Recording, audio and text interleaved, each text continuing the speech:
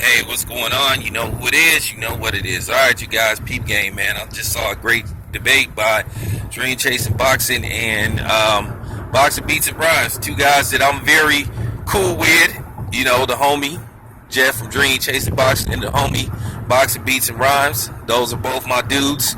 And it was a great debate, man. Here's the thing.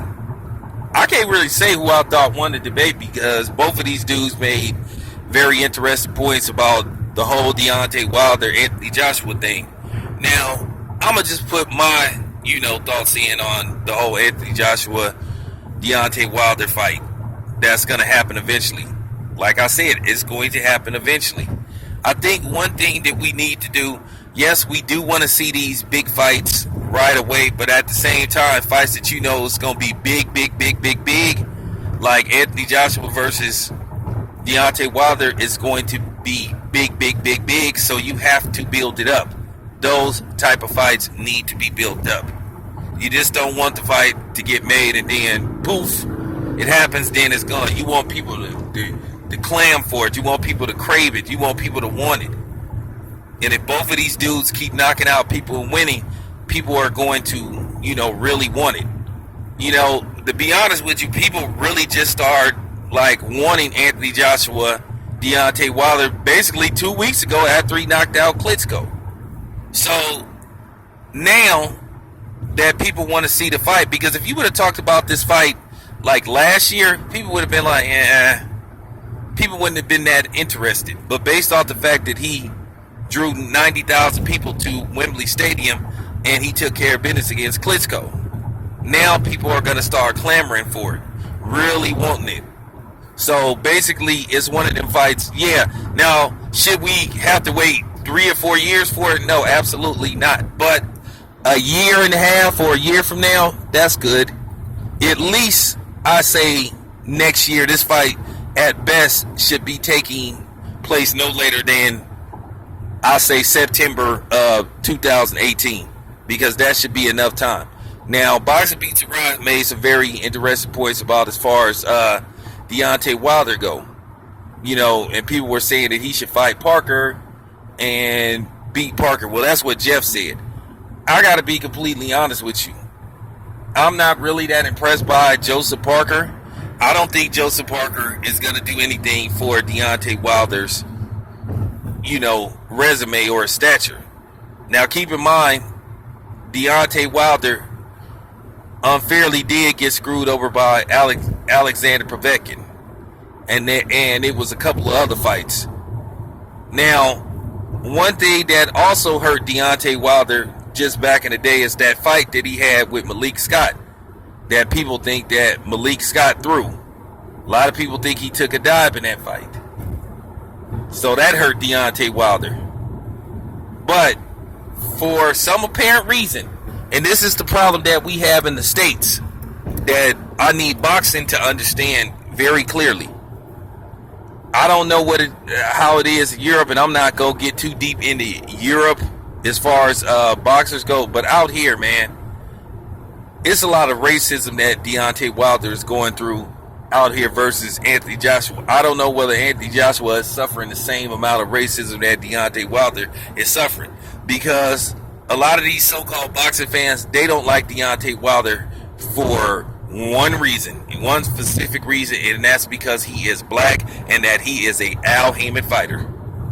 That is the sole purpose why people do not like Deontay Wilder. A lot of people out here, and they too chicken shit to say it. That's what the main problem is with Deontay Wilder as far as the United States go. Now, some people will sit up here and lie and say that it isn't about races because he hasn't fought anybody. But then my proof is Triple G. Americans love Triple G, who has a very weak resume compared to Deontay Wilder. Their resume is pretty much the same. Damn near is identical. Tit for tat. But you have people that love Triple G.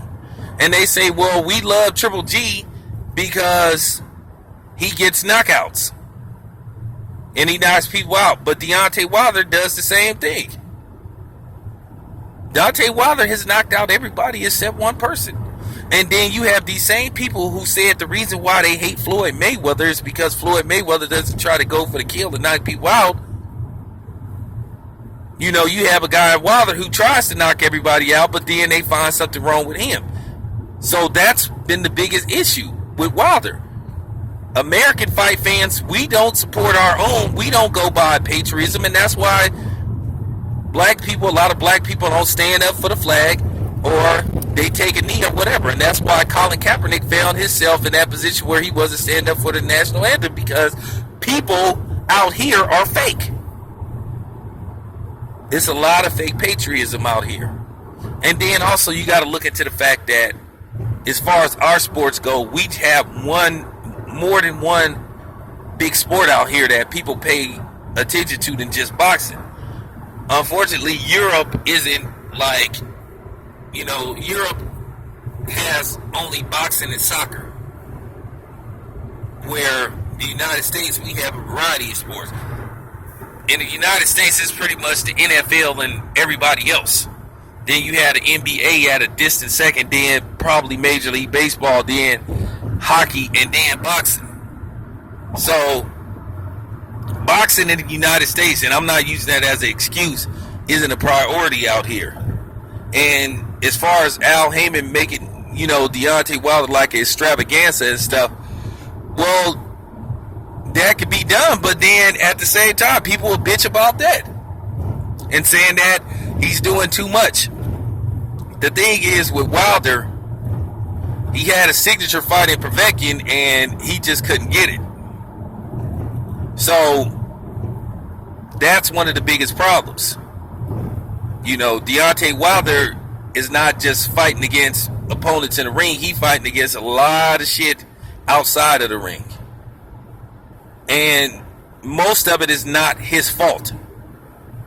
I truly do believe he wants to fight Anthony Joshua. I truly believe he wants to fight, pretty much everybody.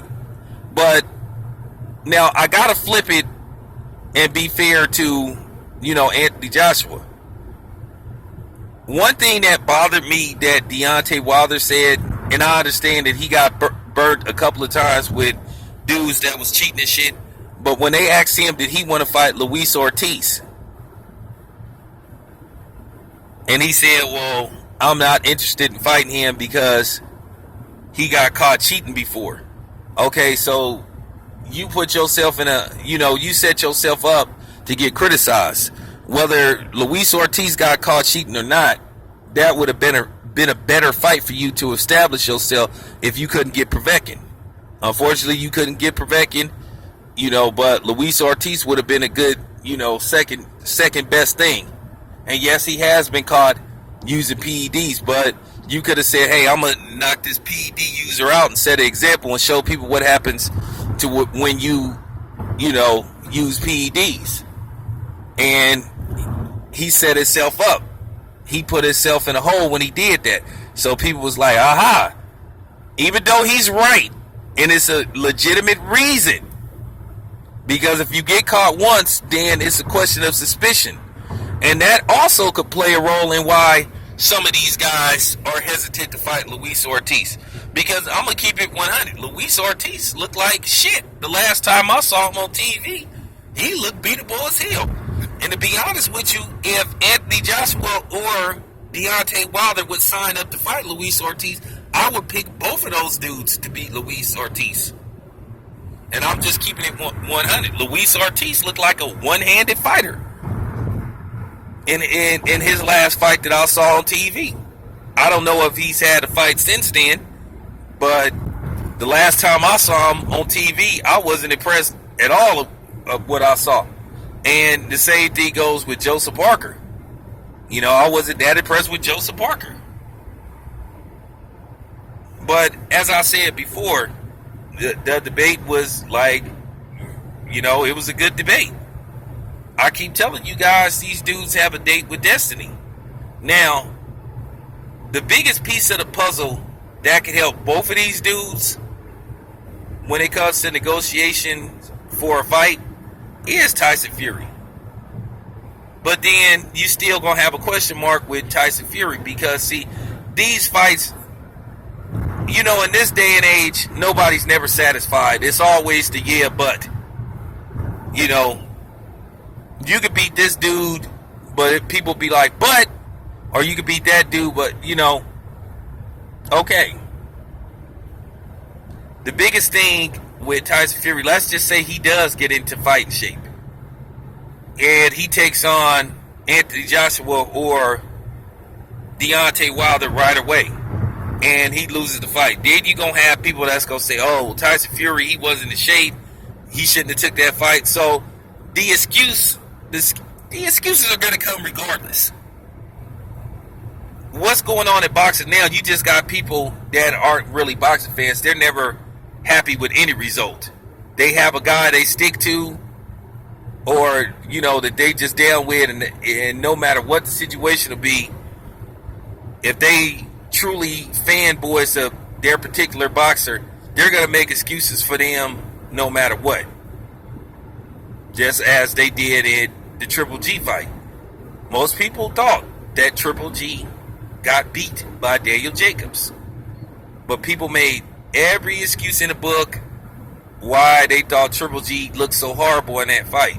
You just heard everything. You heard to the point that, Triple G was just toying with Daniel Jacobs, which is complete bullshit.